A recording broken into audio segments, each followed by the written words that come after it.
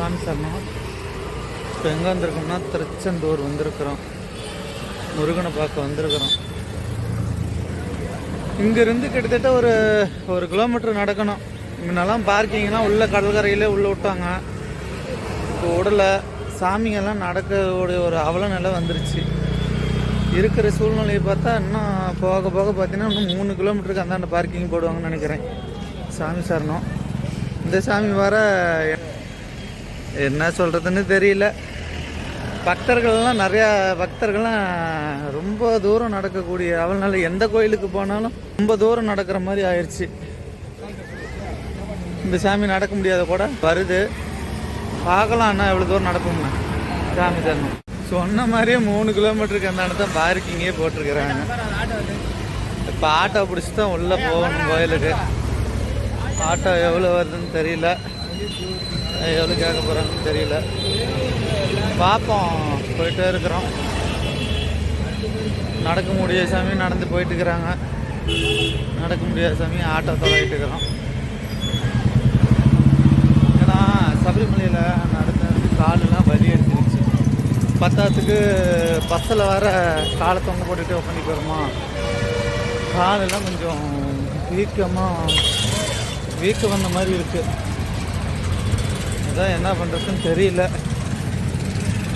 Bus auto பார்த்துட்ருக்குறோம்.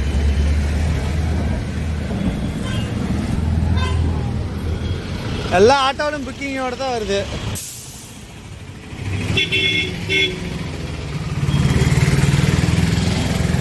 Tiruchendur சாமிங்கெல்லாம் நடந்து போயிட்டு இருக்கிறாங்க.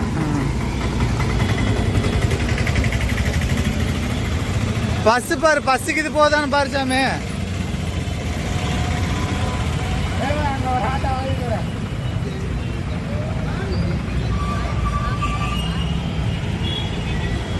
ஆட்டோவில் தான் இப்போ ஏறி இருக்கிறோம். ஒரு ஆளுக்கு 20 ரூபாயா. என்ன பண்ணுறது, பக்தர் பூரா நடக்கிற நிலைமையை உண்டாக்கிட்டாங்க. இப்போ எல்லா கோயிலுக்குமே எங்கள் மதுரைக்கு போனாலும் ஒரு 3 கிலோமீட்டர் நடக்கிற மாதிரி இருக்குது. இங்கே திருச்செந்தூர் போகணும்னு பார்த்தீங்கன்னா அங்கேயும் போனீங்கன்னா கோயிலுக்கிட்டே விடுவாங்க. கடற்கரையில் வேணால் ஜாலியாக இருந்துட்டு சாமி தரிசனம் பார்த்துட்டு வருவோம். ஆனால் இப்போ முன்னாடி ஒரு ஆளு, பின்னாடி 2 ஆளு. முன்னாடி போடுங்க சாமி. நீ பின்னாடி வாங்க, அவர் முன்னாடி உட்காந்துக்கிட்டோம்.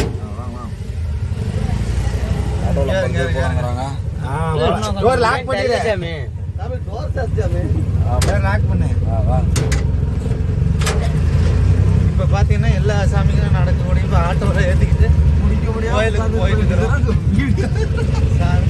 என்ன பண்ணுறது. சாமியோட எந்த கோயிலுக்கு போனாலும் இது ஒரு பழக்கம் அழைக்கிட்டாங்க. கோயிலுக்கு அந்தாண்ட 3 கிலோமீட்டரு பார்க்கிங் போகிற மாதிரி ஆட்டோக்கார் இருக்குது, பஸ்ஸுக்கார் இருக்குது. எல்லாம் செலவு பண்ணுறாங்க. பக்தர்களுக்கு செலவு பண்ணுறதில்ல. சாமி எல்லாம் பாருங்கள், ரொம்ப பாடி போயிருக்குது அதெல்லாம். ஏன்னா சபரிமலையிலே நடக்கிறோம். எந்த கோயிலுக்கு போனாலும் இப்போ நடக்க ஆரம்பிச்சிட்டோம். சாமி சரணம். உண்மையிலே 3 கிலோமீட்ரு நடந்து வந்துடும். அப்புறம் ஆட்டோவில் கொஞ்சம் தூரம் வந்தோம். அதுக்கு 20 ரூபா வாங்கிட்டாங்க ஒரு ஆளுக்கு. கோயில் நுழைவாயில் வந்து ஓ முருகா, திருச்செந்தூர் முருகா.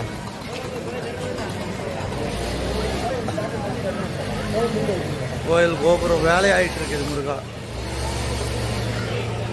திருச்செந்தூர் முருகன்.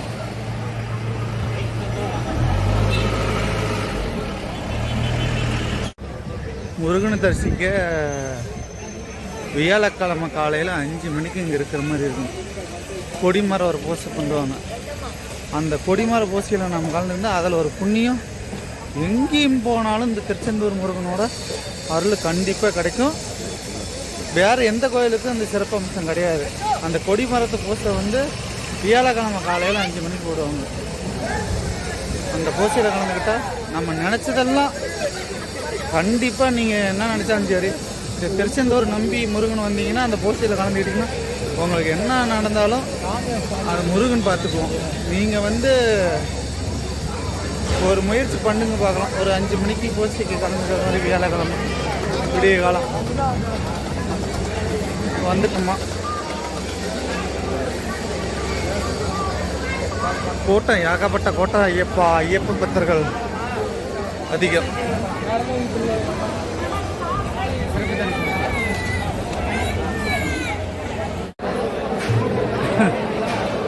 முருகனை சந்திச்சுட்டு தரிசனம் சிறப்பாக இருந்துச்சு. 100 ரூபா டோக்கனுக்கு தான் போனோம். கிரி தரிசனுக்கு இப்போ நாங்கள் நடந்து வந்த தூரம் இருக்கும், ஒரு 2 கிலோமீட்ரு, குறைஞ்சபட்சம் 2 கிலோமீட்டர் இருக்கும் நடப்பதிய. இப்போ அன்னதானத்துக்கு உள்ளே போயிட்டுருக்குறோம்.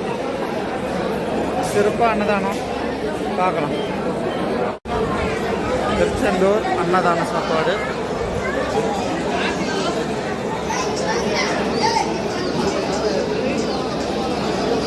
உட்காந்துட்டு இருக்கோம்.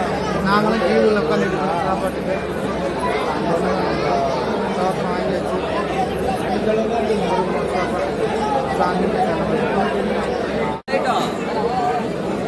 திருச்செந்தூரில் அன்னதான மண்டபத்தில் கீழே நின்றுட்டுருக்குறோம்.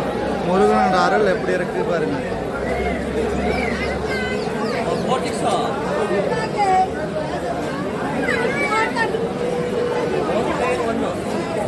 முருகா ஆண்டவா அன்னதானத்தை